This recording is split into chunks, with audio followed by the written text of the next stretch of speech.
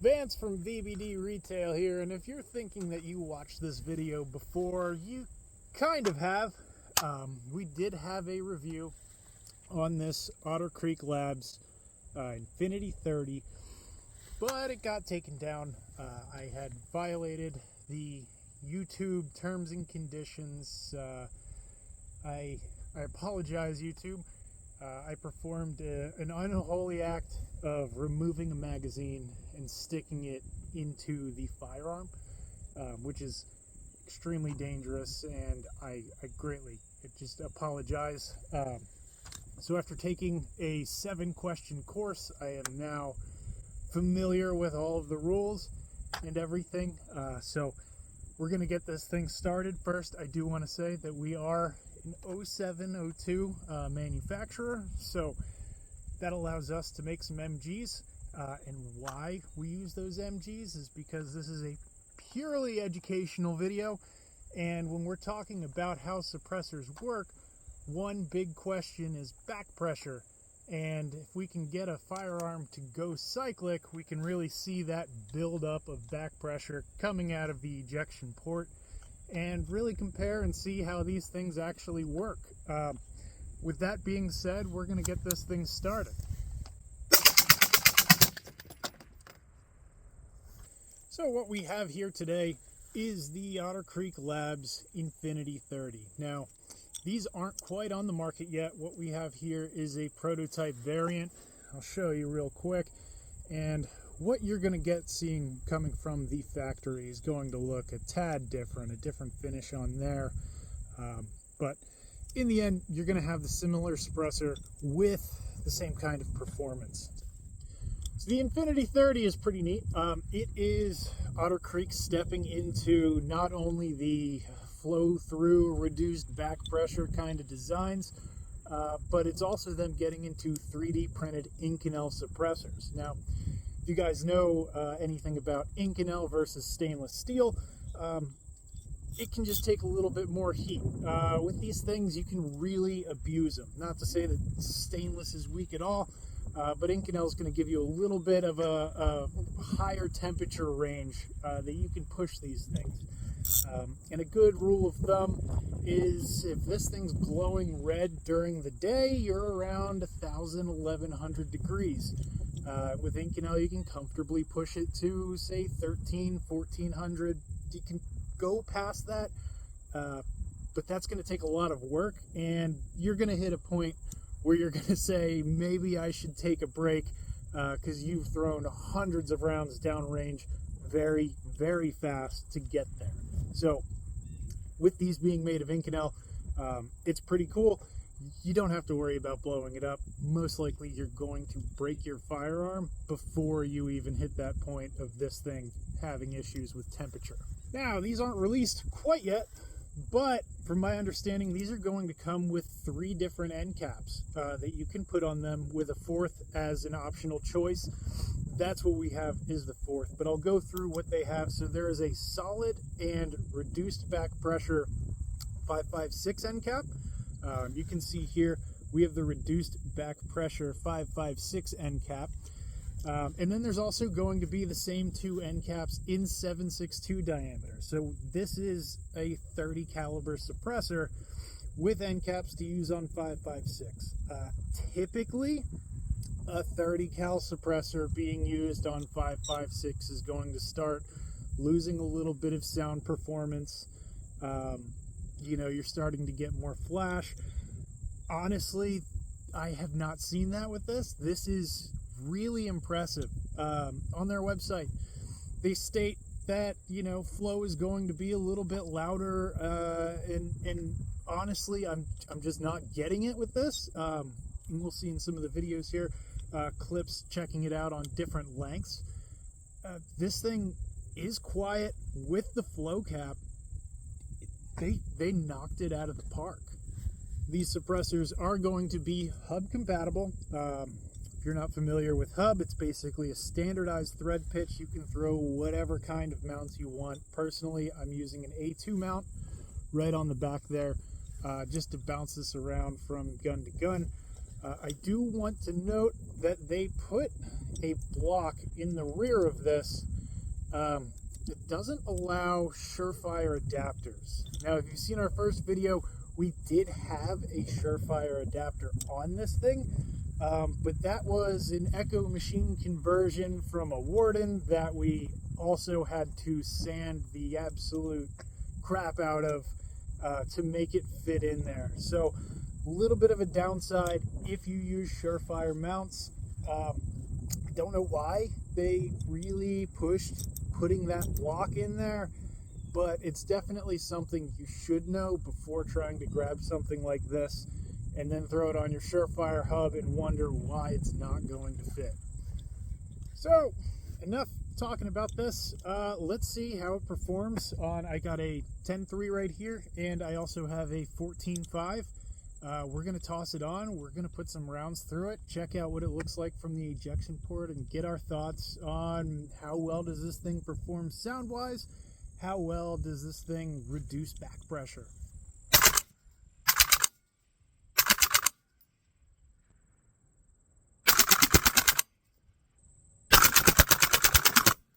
Now, as you can see, this is a highly tuned little 10.3. I put a lot of work into it to get this thing to run very, very well, slow cyclic rate, whatever.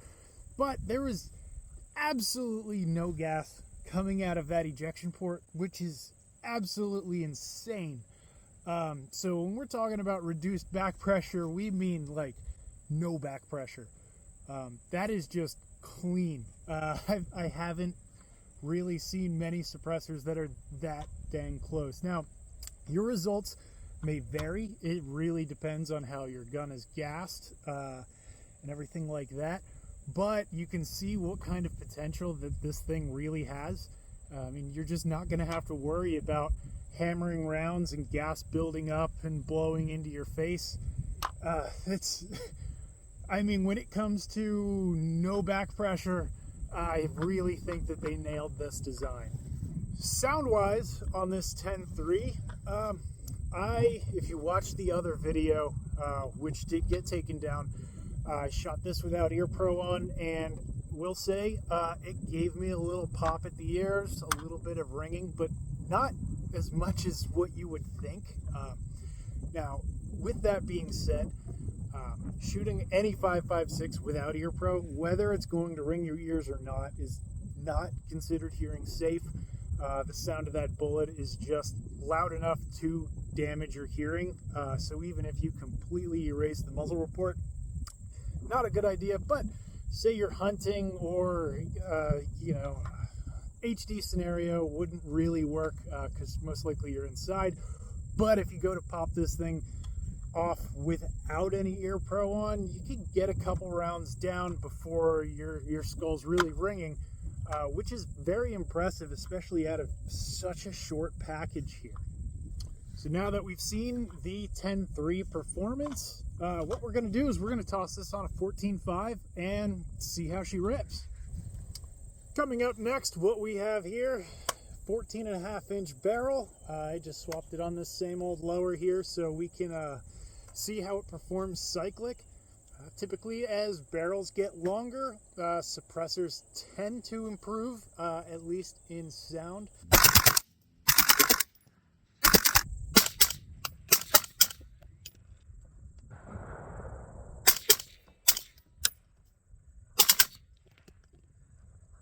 Alright, and finally I got myself a 20-inch barrel that we are going to try out. Now, this is set up for like Mark 12 style ops hub attachments, and that's what we're going to try it on, is the Otter Creek Labs ops hub. Turns any hub suppressor into a Mark 12 style suppressor. Now, you're probably asking yourself right now, why does the suppressor look different? So this is a Rotex full size. I brought that along just so we can have a little bit of a comparison of the difference in back pressure, and if you can hear it across the recording, a difference in sound and tone between your standard baffle design and what that flow design does, and how that flow design actually performs when you add on this, we'll say 1 or 2 baffles worth of reflex space and if that really helps improve the back pressure, if it doesn't help with it, how much it changes tone. So we're gonna find out right now.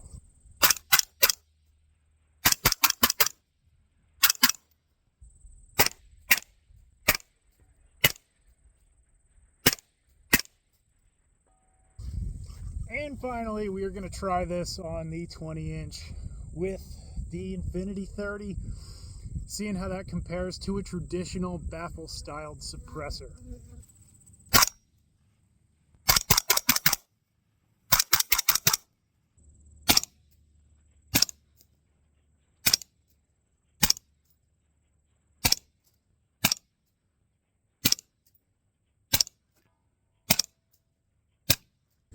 So while comparing this thing to a traditional baffled suppressor, sure, you can see it's just not quite as quiet, but it certainly isn't loud.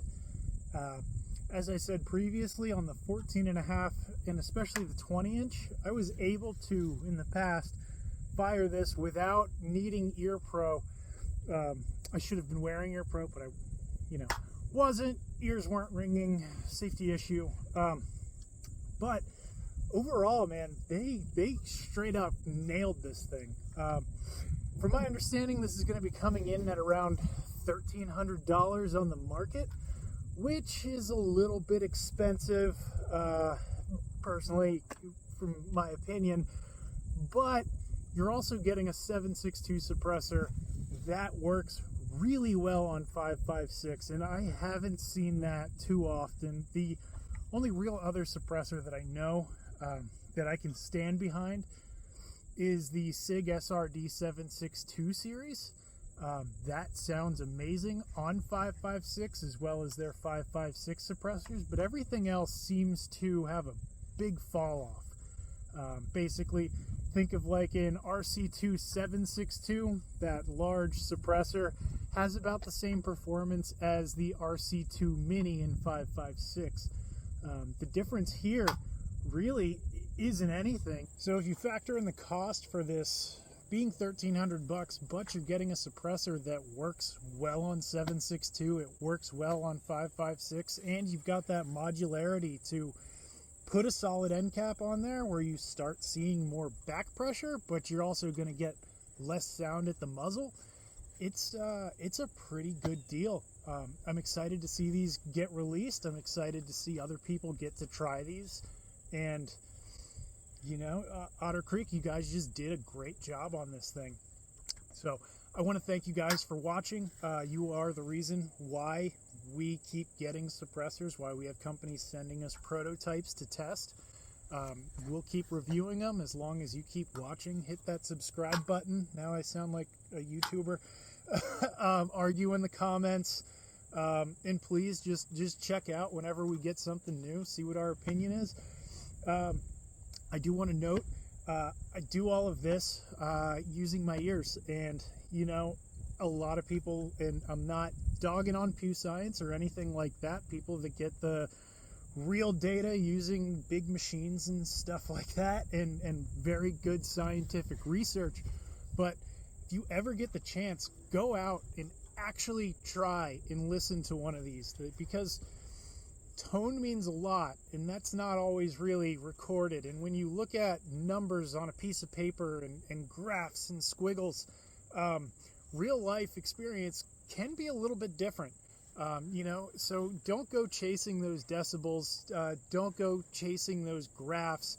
Sure, if you have no way of actually looking at stuff in person, those are a good tool, but they don't always relate to how your head, your ear, your brain, everything really perceives how these things sound.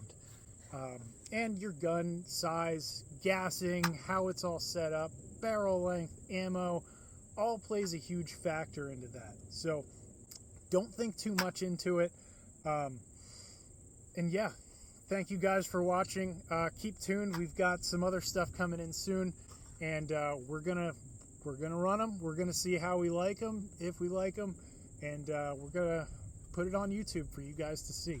Thank you very much, and we will see you next time.